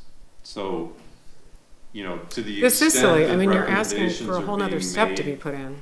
to the extent that recommendations are being made by staff or myself or members of the public or the consultants, they're made to the planning commission. The planning commission evaluates those, ushers it through the public hearing process, and then comes up with a recommendation to the city commission. So after the planning commission has acted, the next decision-making is you. There's no other ability to change language or change things. Amy? We always adopt ordinances. We aren't typically, city commission is not typically people who get involved with drafting them and suggest, well, The burning ordinance. We rely look at on, that one. we rely Yeah, on, burning ordinance The is a open big burning one. ordinance. well, that's a different kind of, I don't know. Amy, you had a comment? I think Mark took most of what I was gonna say, I guess. I would just offer this, for consideration. The planning commission, there are several things, and I feel like we've talked about this at planning commission, we've talked about this at city commission. The idea behind this, my understanding, is to give the city commission the ability to say, we want to make sure that our resources are being directed in the most appropriate way, and that we're aware of all of the areas that our resources are being positioned for ordinance revision. There's no authority for any staff member to be drafting an ordinance, but I would counter that with the idea that the planning commission and the zoning board and even the city commission, while you see many things and you see many planning commission applications and you know a lot about the development that's going on in the city, the staff uses the zoning ordinances and the city code more than anyone else in this community. So I would ask some consideration for the fact that we may have ideas, and the process for us to bring an idea is to bring it to the city commission. And that is for me to type in a Word document that it's going to be on the agenda, and then we have a discussion with the city commission. And you can ask us why we may want this, and we can have the opportunity to present it. Then you would direct it to the appropriate body. It really, I don't mean to simplify it that minimally, but that is exactly what this policy is for. So the city commission is aware of all the possible ideas that could make this community better. But I never heard you say anything about also bringing it to the planning commission for those ordinances that are related to the planning commission. I never heard you say that. I use the word the appropriate body. So I could say Well, planning. you said commission. city commission, but I that's, could say zoning board, planning commission. There are other subcommittee, whatever. I tried to encompass that with the word body. I would just like to insist that the planning commission recommendations be required, not optional, for any changes that are in their ordinance purview. So that means. They've been left out of, nobody, if I hadn't called Walt about ENCODE, he didn't even, no one called him and said, what do you think about this, implementing this system or that system? What was the other one that we were looking at? No one called him. I called him, and no one from the city even told him about the whole, option or that we were considering it. And I think that's crummy. You don't show them the respect, and these are volunteers who are residents in our city, and they dedicated a lot of years and a lot of months, not just him, the entire board. And This is a city commission decision to do this. We started it. It hasn't gone through the process to get to them yet. They're gonna have. I'm not saying just this. I'm just telling you that this is not the only example of where you circumvent the planning commission, and it We just have seems not like you're had trying to that further outside of our- circumvent. We've never done that, please. Let's stay focused on this in the policy and getting it to the wording where everybody feels comfortable with it. I mean, if I view it that we're not taking away the authority. I view it as the city commission is going to be informed about ordinances that the planning commission is going to have. I don't think we're taking away any power from them at all. And I think this is our job as elected officials. We have always approved any ordinances. I'm not suggesting otherwise. Well, I didn't say that. I just said, all we're doing is saying, yes, go ahead and look at this ordinance and make changes. And they have full autonomy to do that, just like they always do. It's just us knowing ahead, stop. Because here's accountability. It's like anything. If you know there's an ordinance out there, we sent it to the planning commission, and we haven't heard anything in 3 months, we as a city commission expect you, Dave, to say they're still reviewing it, or the subcommittee couldn't meet, or yes, they'll have it done in 30 days. I personally heard the timeline, the painstaking timeline, and Dirk didn't get back. It was put back in Dirk's lap, and I guess he had a lot going on with whatever. He didn't get it back, and things get held up within the city to him. So it's not, you're acting like every holdup is the planning chair's fault, and it's not. I didn't say that just now. I just don't know that this is gonna make it go faster. I think that's what you all have the illusion. It's gonna add a layer, and it's gonna add a step. I don't think it's about speed, I just think it's about gathering all the input and having everybody have a look at it before you start working on something. And again, I go back to the tree ordinance, it's not that big of a deal, but it would have been nice to have, more input up front, because really it was just a couple of people working on it, and I think we could have used more input up front. I'm not saying that it would have gone faster because of that, I'm just, sometimes if you have buy-in, everybody's had their say, and you can gather that input, and so you're not spinning your wheels on something that isn't gonna fly later on. That's the point of this. I don't really see any need to change the language, honestly. There's nothing in here that changes anything about how the planning commission works. Commissioner Ackerman? Lawrence, Ms. Fisher made a suggestion about having some language that the city officials will not make any, will do the writing of the ordinance. And clearly, that's unacceptable to me if it includes the city attorney. I want the city attorney involved in this inside out. So that part I wouldn't want. If you wanted to add something saying they will not render the opinion that will be binding, in any way binding, I mean, they can speak as citizens of the United States about what happens in Bloomfield Hills. Oh, I'm suggesting that they not change anything without the planning commission's involvement and approval. If they, Fine, that's what you want to have in there. They shall not change anything without the planning commission's approval. not draft or control ordinance language without planning commission's involvement or approval. Okay, will that be sufficient for you then? Yes, that would be helpful. Mark? Okay, good. Okay, so Object. city administration shall not amend or change. Or control ordinance language without planning What do you mean commission by involved. control? Yeah, White's control. I mean, amend or change. They don't have any control now, so they won't. You're suggesting they control the whole process. They administer the process. He's got to come to him and ask if he can have a subcommittee and ask if he can.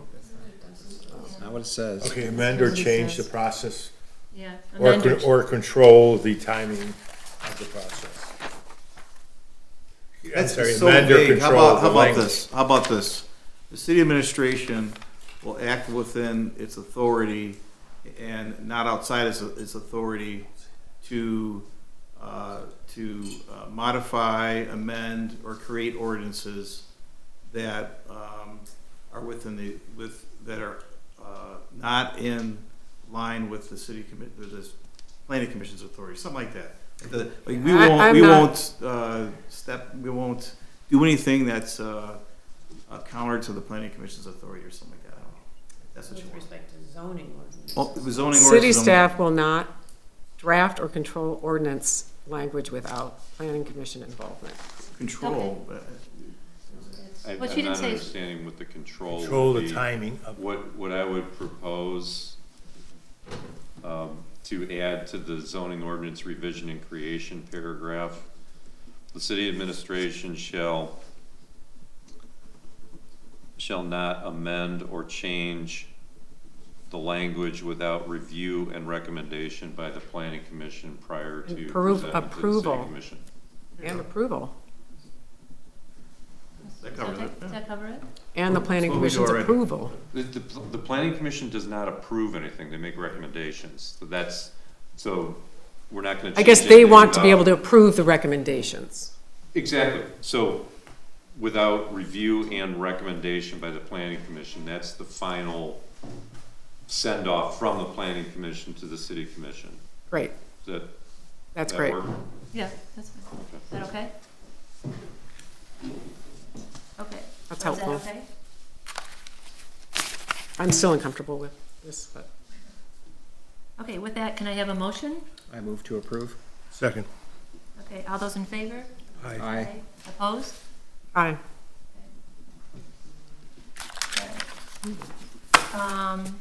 The next item on the agenda is the commission will consider the recommendation of Mayor McCarthy, I didn't realize how difficult that is to say, for appointment of 2 positions on the Board of Review. This particular one is, Amy called me and we had somebody that's on the Board of Review. Board of Review is a board within the city that reviews anybody who wants to come in and challenge their taxes. Did I say that right? Yes. Okay. So it's not a big commitment. It's 3 times a year that they have, is that right? 3 times a year they have to be here. In 3 days. And so we have 2 people. George Sponseller. He had his application in as wanted to be involved with the city. So he has I know George personally, just from the city, I should say. He has been involved. He's been a worker in the election polls for a very long time, since I've been voting in the city. He's been a longtime resident of 32 years and loves to give back to the city. The alternate member will be Natalie Mars.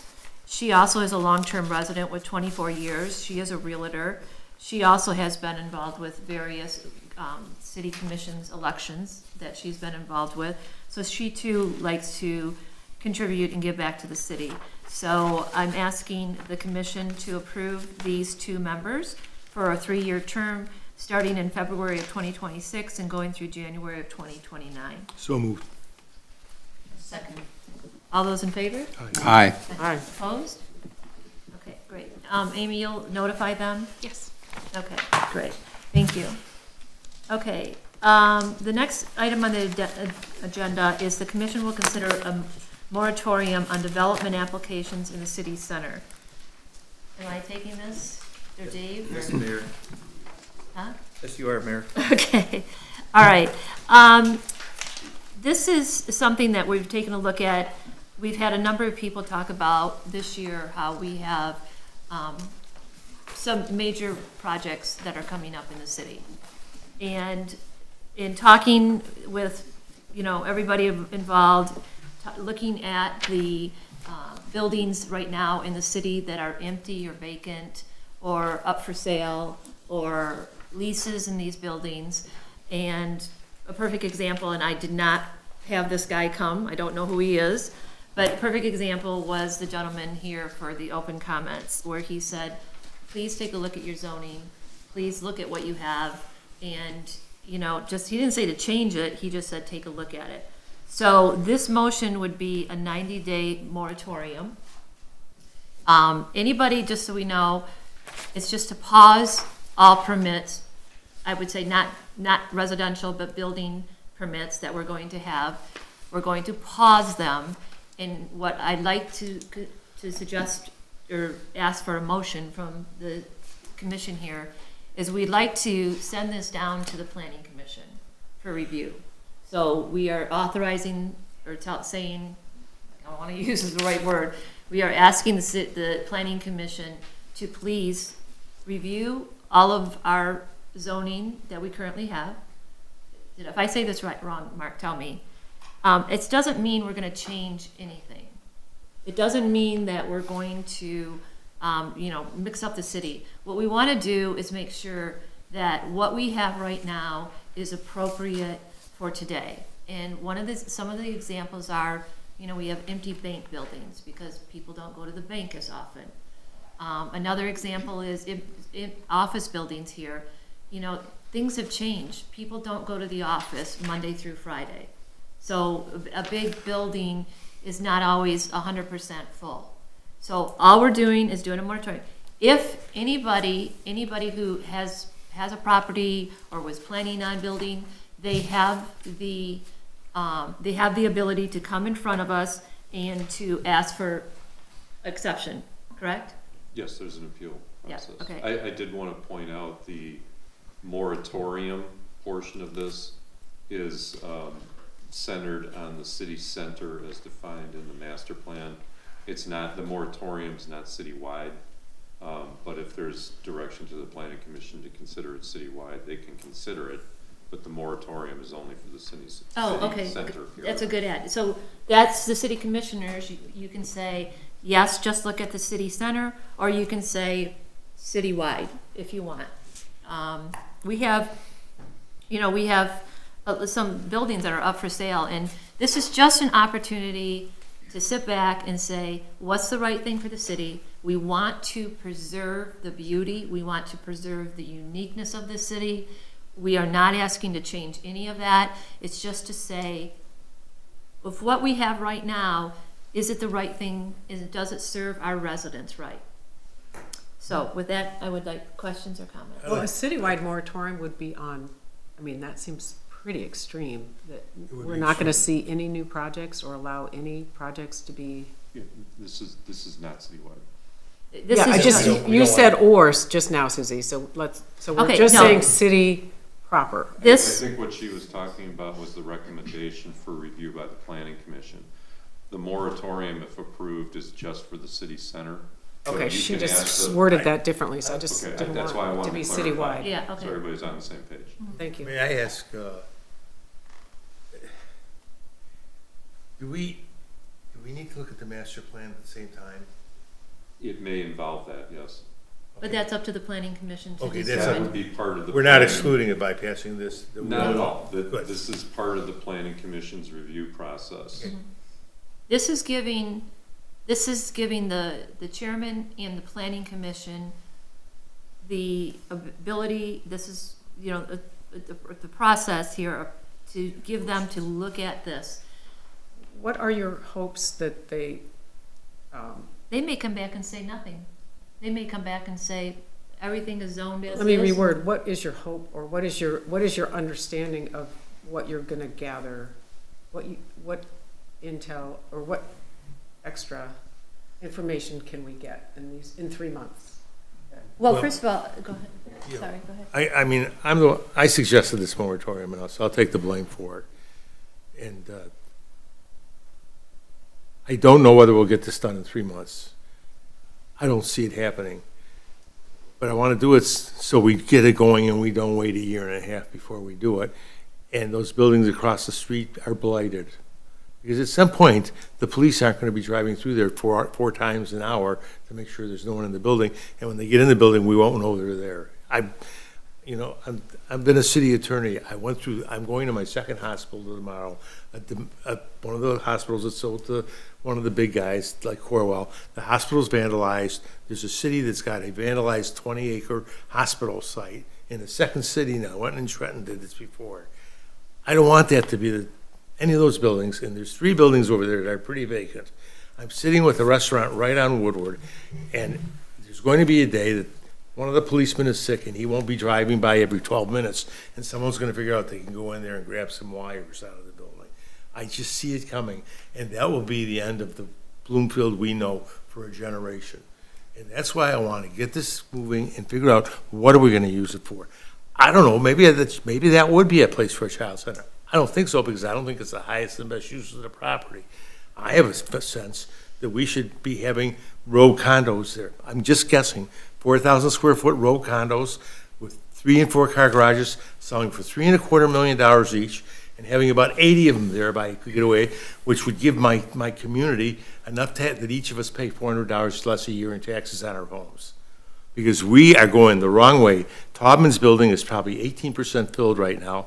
There's a second building that we're excited because they just leased 60,000. There's still 320,000 feet left. I've asked the city attorney already, and he's going to give it to, before the planning commission sees it, what are we paying in taxes? Because I think that we don't have tax appeals, we're going to get a lot of tax appeals this year. And they're emptying it out. And I got a feeling that we're getting $700,000 or more or less a year in taxes than we got 4 years ago, 5 years ago. And I think there's a bunch of tax appeals that are rolling where they paid us, and we're going to be kicking some money back. I'll check my note. Mark? I was just gonna further describe the moratorium. The moratorium is just a tool to allow some breathing space to develop the regulation. it's set for 90 days because this type of tool, you don't use it for long periods of time. You can't do this for years. It's a recognition of property rights as well. But the moratorium's recognized as a tool to use to pause development so appropriate regulations can be reviewed and adopted. It can be extended. You know, so if there's progress being made, it can be extended. If, you know, 30 days from now it's decided, you know, this isn't worth pursuing, you can terminate it early. You're in control of it, it's just a tool. So to address the point about whether we could get it done in 90 days. So will the probably city not. commission meet with the planning commission to review this big? That was the first question I had. Can we go to the planning commission meeting? I would suggest it would be better just to observe and not participate in the planning commission meeting, because you don't want to give the appearance of influence on the planning commissioners. But the moratorium is your tool, and if the planning commission or the liaison on the planning commission comes back to the planning commission saying, hey, we're making some real progress here, we need another 6 months, then the city commission could take that information and make a decision whether to extend it or not. So, I mean, there's different roles, but they kind of track together. Are we missing something here that we don't have direction of the planning commission to immediately meet at the next meeting and discuss these issues? Someone needs to Do they need contact the that? chair and ask them, tell them about what we're charging them with, asking them to do, and Yeah, we can do that. Do we Dave, put can that you in? do that? Can we add that paragraph in the resolution saying the planning commission will, upon receipt of this? I kind of thought the way this would proceed would be the resolution, if it was determined to establish the moratorium, the resolution would be passed, and then just a motion to refer the matter to the planning commission as a separate motion. I don't think that really needs a resolution. that's fine. It's kind of, I moved to pass. I just have a quick question for Mark. Mark, what happens if planning commission decides that they want to change some zoning, maybe from, I don't know what the scenario would be, but say somebody's already purchased property under the assumption that the zoning is a certain type of zoning, and then the planning commission comes back with wanting to change the zoning on that particular property, which then doesn't allow that developer to develop the property as they originally intended to do so. Now, is that developer then grandfathered in, or there's is? a long line of case law addressing that point. Okay. And you don't vest your interest in a particular zoning until you break ground and make substantial progress toward the construction. You can do preliminary development, like land clearing. That does not vest your right to a zoning ordinance. Okay. It takes progress toward completion. Okay. interesting. Thank you. That's a good question, though. Really good. Commissioner Buckley, do you have any questions? Commissioner Fisher, do you have any others? No, but thank you. I move this resolution be passed. Do I have a second? I second that. Okay, all those in favor? Aye. Opposed? Okay, this resolution is. Next And motion. I just want to say for the record, Dave, you will call Walt Cuter, the chairman, We'll just, Amy will send them the resolution. and then. And I can call them, absolutely. Yeah, If you please want to have a call 'em, I'll call 'em. conversation. That would be with appropriate. them. Thank Did you want to follow up with a motion to refer it to the planning? Yes. Yeah, I'm sorry, yes, very good, That's thank you, what- Mark. Now I need a motion I move that we refer this to planning commission, this resolution. I second. Okay, all those in favor? Aye. Aye. Opposed? Okay, You know, one thing that we should make sure that we all understand is that people who come with proposals in this community go to Dave and he talks to them about what the present zoning is. And sometimes it'd be good if he brings a few people from the commission with him when he sets up meetings. And this should not be used in any way to inhibit your meeting with people. That we have the moratorium, because we will lift it, and we can always lift the moratorium too. Does that make sense? Okay. I recently invited Mayor McCarthy to our office meetings, and I'll let her know about those. he wants to attend, some concepts in the Yeah. city. I'm gonna be out, but if someone else wants to attend, Yeah, it's fine for them to everybody. sit. I don't, so that have to be me, Yeah, okay? whoever you choose, you bring Lauren. We're all equal here, Right, so right. I just run the meetings, Yeah, yeah. sometimes not very efficiently. Can three of us, I don't think three of us can be No. at any meeting, so any two of No. It us. would be, Okay. it'd have to be an open meeting, because there's a quorum. Yeah, with notice. It's okay. Okay, Dave, the commission will hear city manager comments. Well, if we could first, and I apologize, we did add something to the agenda, and I apologize if you don't have it in front of you, but after we sent out the agenda on Friday, I did talk with Commissioner Baxter, and he has been working very hard at reducing some of these new signs with some new fonts, but also he has designed a end caps, which you can see on these signs here, and those are plastic, but those end caps have to be produced. And so we thought that there probably would need to be about 1,000 in stock. So I have a memo here that I wanted to ask the city commission if you would approve us purchasing, or at least hiring a independent contractor that we found that can produce this actually cheaper than a couple other contractors that we looked at. And it's, I was gonna ask the commission if they would approve up to $8,000, not to exceed $8,000, to produce, or to pay this company to produce these end caps. We anticipate them to take about the same amount of time as the brackets, so hopefully that all works, and it all comes in at once. We also request a budget amendment because we have funds in our local roads to use, but Sandra's gonna need a budget amendment so she can adjust the budget. How are they attached? So there's a piece that, well, the ends of the blades are bent. There's a piece that's pushed up against the ends of the blades, and there's a screw that pulls that end cap in and holds it, and that's essentially what's gonna happen. And so, I think it's gonna be a really nice product. Those are plastic, they'll be metal when it's done. Oh, okay. Oh, they will be metal, okay. Oh yeah, those are just prototypes. Prototypes, oh, okay. Anybody else? Any questions? Do I have a motion? Can I have a motion then to amend? Just before we go there, is everybody okay with the design, the look,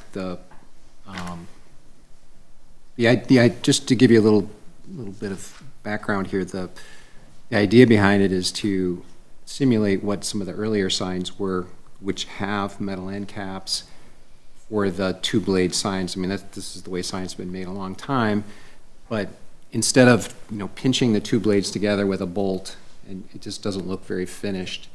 And this is, the way they did it in the 20s and 30s is they had a metal end cap, and it just kept the spacing proper between the two blades, and that's what this is doing. And the decorative edge on it actually matches the decorative edge on the old signs, so it's, harkening back to that earlier signage.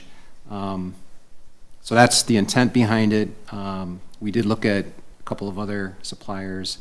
In fact, their costs were almost twice as much as what this vendor's was, so feel like we're getting a pretty good deal on this. In my experience, this is a very economical price for what we're getting. The only downside is that it's 4 to 5 months to get the parts, so if we wanted them sooner, we could probably get them, but it would cost a lot more. Move to approve the budget amendment. Anybody got a Second. Okay, all those in favor? Aye. Opposed? Okay, the Thank commission you will. for your work on that. Yeah, Thank you, thank you, Brad. everybody. Brad, you've been, Oh, it's- Commissioner Baxter, you've been very instrumental, this engineering brain of yours. Well, it's been fun. I love the detail, Great, And going thank you. back to the 20s. It looks and really 30s. solid, it looks It great. does, it looks really good. Man, I think we've been talking about these signs forever. Okay, anybody the commission will consider any other business? Anybody have any open items? Yeah, I do. I'm wondering if you could take a look at these blades in the different fonts, and if the commission believes one of these fonts are good, then we can choose it, right? Can you You're gonna have to Twirl? move it. Yeah, I can turn it around. Stand up and twirl So, it. yeah, this is, so there's four different, fonts here. Oh, okay, great. So, I don't know if I Can you Just- turn can it? you s- Yeah, can, put it up here. yeah. Anita Vanna White. So, yeah, I'll spin it around. So this one is different than this one. Yeah, they're all, One's thinner, that So- one's thinner. tell me when to move to the next, Well, just, they're all the same height, so it's a little bit of a, some of them look taller, but they're not actually taller. They're all the same height. Some of the spacing might be different, but they're all the same height. And there's 4 different fonts, Okay, so there's a different I font could for each eliminate, grade. this one seems thin to me. I agree, Then- I agree, I thought the you same agree? thing, I'll spin yes. this around. So we can eliminate that that. one. Yeah, Um, that, to me, that's too thin. Okay. And then- This one looks It nice. does, I agree, yeah. Okay. I read that if they're taller and thinner, the letters, they're more legible when you're driving by a sign. I don't know if Okay. Does anybody like the bottom one? Going once, going twice. that. I still like the other one a little bit better. Okay. That's just my opinion. And then this is, that was the final one, I think, Oh. up there. So, I think you like the top on the other side, you like this one. I can spin it all the way around. Yeah, just, the one on the bottom that you said is too thin, that can definitely be thickened if you like the font style. And I don't want to prolong this, but it is something that certainly can be adjusted if you You're like. giving us too many choices. But I kind of like this S as more defined S. This S is kind of like casual looking on this. Can you show Dave this one? See how this S, it sounds silly, Oh, but that it S is does. kind of casual Mhm. looking, Mm. more formal. Everything else about it is formal. Mhm. Whereas the top two, the S, it has a defined, Mhm. I'm, Defined Comes over a curl. little bit more. it just looks a yeah. little more So, formal That's to very me. readable right there to me. Do you guys think so? Mhm. I'll spin it around this one. Very basic, but very good. I like that one too. I think I like the one on the backside top. That Sounds one. like, it seems like everybody likes this one. Yeah, Yeah. it's very formal and readable, you know, easy to see. Is it too basic?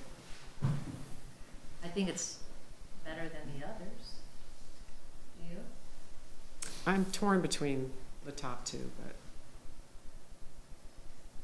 does that look a little more elegant because it's a little bit thinner? I don't know. For whatever reason, I don't know what it is and I can't describe it, but the other one looks just, it's easier for me to read quickly than Okay. this one. I don't know. And you're further away, so that's That's good the- to know.